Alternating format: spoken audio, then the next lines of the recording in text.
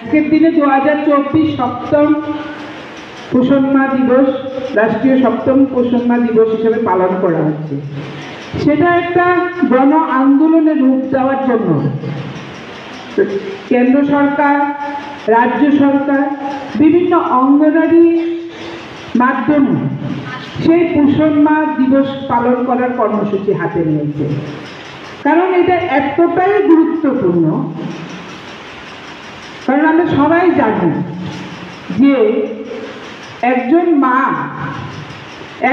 মা যখন গর্ভবতী হয়, এই গর্ভবতী মায়ের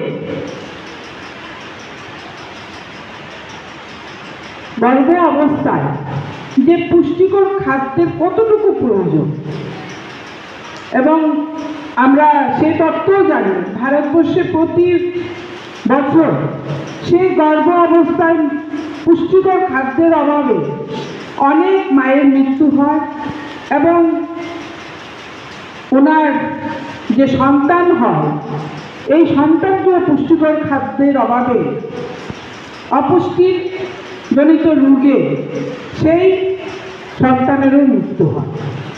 তো এই বিষয়টা এত গুরুত্বপূর্ণ, কারণ আমাদের আগামী প্রজন্মকে সুরক্ষিত রাখতে, আগামী প্রজন্মকে একটা বলিষ্ঠ সুস্থ